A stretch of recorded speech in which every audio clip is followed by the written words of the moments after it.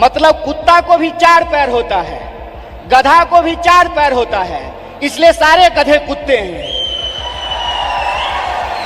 अगर ये रीजनिंग मैं लगाऊं, जो रीजनिंग इस देश के प्रधानमंत्री ने लगाया है, तो मैं ये कह सकता हूं ना कि प्रधानमंत्री जी को भी 2 आंख है और गधा को भी 2 आंख होता है। दोस्तों, वैसे तो इस मंच पे एक से एक नेता, कार्यकर्ता, कलाकार, बुद्धिजीवी, सिविल सोसाइटी के मेंबर, तमाम तरह के लोग आए हैं, उन्होंने अपनी बात रखी है। हमारे पास कुछ अलग कहने के लिए नहीं है, कुछ अलग बोलने के लिए नहीं है, लेकिन मैं 2 महत्वपूर्ण बात आपसे करना चाहता हूं। पहली बात तो ये कि मैं नहीं समझता हूं कि ये मंच सिर्फ और सिर्फ आरएसएस और बीजेपी को कोसने के लिए है। ये मंच सिर्फ और सिर्फ मोदी जी क्या कर रहे हैं इसके बारे में बताने की है, क्योंकि वो तो आप सब लोग जानते हैं। वो आप सब लोग इसलिए जानते हैं कि इस विपरीत परिस्थिति में भी वह पथ क्या, पथिक कुशलता क्या, जिस पथ में बिखरे सूल न हो, नाविक की धैर्य परीक्षा क्या, जब धाराएं प्रतिकूल न हो। इस दौर में भी कोई इंसान अगर भारतीय राष्ट्रीय कांग्रेस का झंडा उठाए हुए है, इस दौर में भी कोई नौजवान अगर यूथ कांग्रेस का झंडा उठाए हुए है, इस दौर में भी अगर कोई विद्यार्थी एनएसयूआई का झंडा उठाए हुए है, इसका मतलब वो सत्ता के लिए नहीं, सत्य के लिए संघर्ष कर रहा है। इस बात को हमको याद रखना चाहिए। इसलिए बीजेपी क्या है, मोदी जी क्या हैं, आरएसएस क्या है, मैं इन चीजों पे अपना वक्त जाया नहीं करना चाहता हूं, क्योंकि हमारे वरिष्ठ नेताओं ने, हमारे वरिष्ठ साथियों ने, हमारे वरिष्ठ कार्यकर्ताओं ने इस बात को बखूबी समझा दिया है। वो क्या कर रहे हैं ये हम जानते हैं। हमको ये समझना होगा कि हमको क्या करना है। आज जब हम इस कार्यक्रम में शामिल हो रहे हैं, जिस कार्यक्रम का नाम है बेहतर भारत की बुनियाद, तो हमारा फोकस इस बात पे होना चाहिए कि यूथ कांग्रेस का कार्यकर्ता होने के नाते, भारतीय राष्ट्रीय कांग्रेस का कार्यकर्ता होने के नाते, एनएसयूआई का कार्यकर्ता होने के नाते, सेवा दल का कार्यकर्ता होने के नाते, महिला कांग्रेस का कार्यकर्ता होने के नाते, इंटक का कांग्रेस कार्यकर्ता होने के नाते, किसान सभा का कार्यकर्ता होने के नाते हम इस देश की बुनियाद के लिए क्या करना चाहते हैं। इसीलिए आपको अपनी जिम्मेवारी समझनी पड़ेगी। कितना गंभीर दायित्व आपके कंधे पे है, इस बात को आपको समझना पड़ेगा। आज देश की बागडोर पंडित जवाहरलाल नेहरू के हाथ में नहीं है कि जिन्होंने किताब लिखी थी डिस्कवरी ऑफ इंडिया। आज देश की बागडोर डॉक्टर बाबा साहब भीमराव अंबेडकर के हाथ में नहीं है, जो विदेश पढ़ करके आए थे और इस देश की ड्राफ्टिंग कमेटी में कॉन्स्टिट्यूशन को लिखने का काम किया, बनाने का काम किया। आज देश की बागडोर 23 साल की उम्र में हंसते हंसते फांसी के फंदे पे झूल जाने वाले शहीद आजम भगत सिंह के हाथ में नहीं है। आज देश की बागडोर एक ऐसे इंसान के हाथ में है जो अपनी पत्नी की जिम्मेवारी ना उठाया हो, वो देश की जिम्मेवारी उठाएगा। बताइए, आज देश की बागडोर एक ऐसे हाथ में है जो कहता है कि पीएफआई के नाम में भी इंडिया है। मतलब कुत्ता को भी 4 पैर होता है, गधा को भी 4 पैर होता है, इसलिए सारे गधे कुत्ते हैं। अगर ये रीजनिंग मैं लगाऊं, जो रीजनिंग इस देश के प्रधानमंत्री ने लगाया है, तो मैं ये कह सकता हूं ना कि प्रधानमंत्री जी को भी 2 आंख है और गधा को भी 2 आंख होता है। बोलिए, मैं ये बात क्यों कह रहा हूं? मेरा कोई मकसद नहीं है कि मैं भाजपा, मोदी और आरएसएस की चर्चा करूं।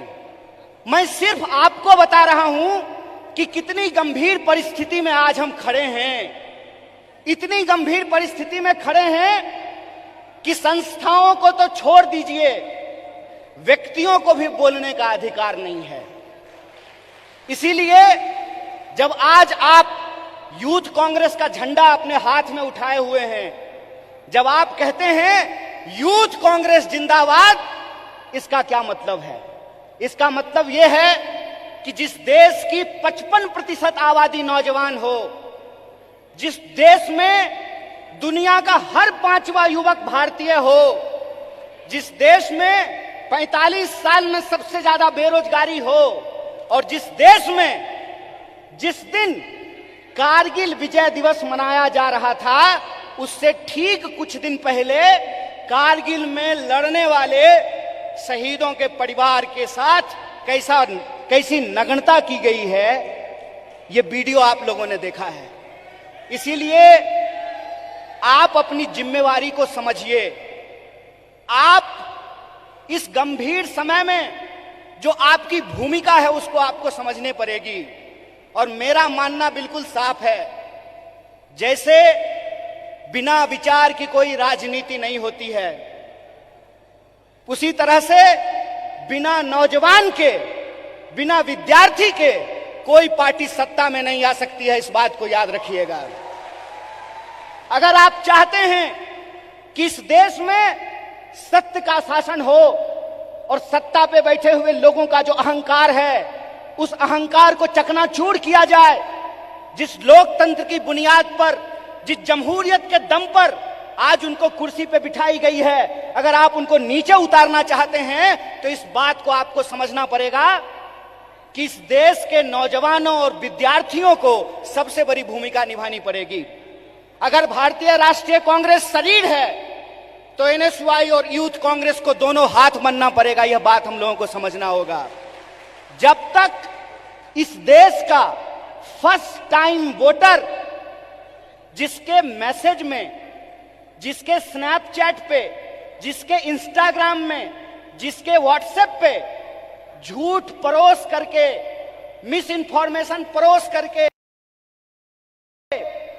उनको गुमराह किया गया है, जब तक उनके सामने हम सच्चाई लेकर के नहीं जाएंगे, जब तक हम घर घर नहीं पहुंचेंगे, जब तक हम स्कूल स्कूल नहीं पहुंचेंगे, विश्वविद्यालय विश्वविद्यालय नहीं पहुंचेंगे, तब तक इस सत्ता पे बैठे हुए लोगों को हम सत्ता से बाहर नहीं कर सकते हैं और लोकतंत्र को बचा नहीं सकते हैं। जो सवाल है यहां पर कि भारत का बुनियाद क्या है? भारत का बुनियाद है इंडिया। यह बात हम लोगों को समझना पड़ेगा। भारत का बुनियाद है इंडिया, और वो जो इंडिया है, वो इंडिया एक सोच है, और वो सोच को हमको एक एक कार्यकर्ता को अपने व्यवहार में लेकर के आना पड़ेगा। अगर हम महात्मा गांधी का उदाहरण आपके सामने रखें तो किस तरह का एग्जाम्पल हमको देखने का मिलता है। गांधी जी ऐसे नहीं थे कि बुनियाद भारत के कार्यक्रम में आए हैं, कर्नाटक में सरकार भी है तो थोड़ा फोटो वोटो खिंचा करके चल देंगे। ऐसे नहीं होगा। ये मैं आपकी आलोचना नहीं कर रहा हूं, ये मैं अपनी आलोचना कर रहा हूं। गांधीवादी तरीका यह है कि चंपारण में जब किसान लड़ रहे थे तो गांधी जी शहर छोड़ करके चंपारण चले गए, वहीं आश्रम बना दिया, महीनों तक लड़ते रहे और अंग्रेजों को धूल चटा दिया। यह गांधीवादी तरीका है। 100 समस्याएं होंगी, 100 समस्याएं होंगी, 1000 समस्याएं होंगी। बतौर फ्रंटल ऑर्गेनाइजेशन मैं बार बार कह रहा हूं, भारतीय राष्ट्रीय कांग्रेस तभी मजबूत हो सकता है जब यूथ कांग्रेस और एनएसयूआई मजबूत होगा। इस बात का संकल्प हमको लेना पड़ेगा। और वो मजबूती कैसे होगी? वो मजबूती ऐसे होगी, गांधीवादी तरीके से होगी कि हम एक समस्या को उठाएंगे, लगातार आंदोलन करेंगे, और जब तक सरकार और प्रशासन को झुका न दें, अपने आंदोलन को वापस नहीं लेंगे। यह तरीका हमको अपनाना पड़ेगा। और एक बात याद रखिएगा, जब आप आंदोलन जीतते हैं, जब आप संघर्ष को जीतते हैं, तो टिकट का सवाल अपने आप सॉल्व हो जाता है। यह बात मैं इसलिए कह रहा हूं कि शायद लोगों को इस देश के इतिहास को दोबारा जाकर के देखने की जरूरत है। क्यों? क्योंकि हम उस पार्टी से हैं जिस पार्टी ने इस देश को आजादी दिलाई है। अभी कलाकार ने आजादी की बात की, हाथों की आजादी की बात की, देश की आजादी की बात की, तो एक एक भारतीय राष्ट्रीय कांग्रेस के कार्यकर्ता को गर्व से यह बात कहनी चाहिए कि हम वो लोग हैं जो इस देश को आजादी दिलाए हैं और आजाद देश में आजादी को बचाएंगे भी। इस बात को हमको याद रखना है। और अगर हमने इसका संकल्प लिया है तो मैं एक उदाहरण आप लोगों को देना चाहता हूं, खास करके जो हमारी महिलाएं यहां पे बैठी हुई हैं। जब कांग्रेस पार्टी हार गई थी श्रीमती गांधी के नेतृत्व में, तो उस वक्त लोगों ने कहा था कि कांग्रेस समाप्त हो गया है। उसके बाद श्रीमती गांधी बिहार गई थी, जहां से मैं आता हूं। वहां पे एक नरसंहार हुआ था और श्रीमती गांधी हाथी पे बैठ करके गई थी शोषितों से मिलने के लिए, उन नरसंहार के जो पीड़ित थे उन परिवारों से मिलने के लिए। और उनके साथ हाथी पे बैठी हुई एक महिला थी, जिस महिला का नाम प्रतिभा देवी सिंह पाटिल है, जो इस देश की पहली महिला राष्ट्रपति बनी थी। इसीलिए हम कहते हैं, गीता में भी लिखा हुआ है कि कर्म करो, फल की चिंता मत करो। आज आप यूथ कांग्रेस के कार्यकर्ता हैं, एनएसयूआई के कार्यकर्ता हैं, आपको कर्म करने की जरूरत है। और हमारा कर्म क्या है? हमारा कर्म है अपने विचार पर चलना। और हमारा विचार क्या है? हमारा विचार है इस देश का संविधान, संविधान की प्रस्तावना। और प्रस्तावना कहता है हम भारत के लोग भारत को प्रभुत्व संपन्न, समाजवादी, धर्मनिरपेक्ष और लोकतांत्रिक गणराज्य बना करके रखना चाहते हैं। इसीलिए जब ये विचारधारा हमारे पास है, इस देश को आजादी दिलाने का इतिहास हमारे पास है, और आज के वक्त में हमको गर्व से यह बात कहना चाहिए कि हम मल्लिकार्जुन खड़गे के सिपाही हैं। हमको गर्व से यह बात कहना चाहिए कि हम राहुल गांधी के सिपाही हैं, क्योंकि राहुल गांधी ने कहा है डरो मत। और उनको डरने की जरूरत नहीं है जो किसी के खिलाफ गलत नहीं किए हैं। उनको डरने की जरूरत नहीं है जो झूठ बोलते हैं।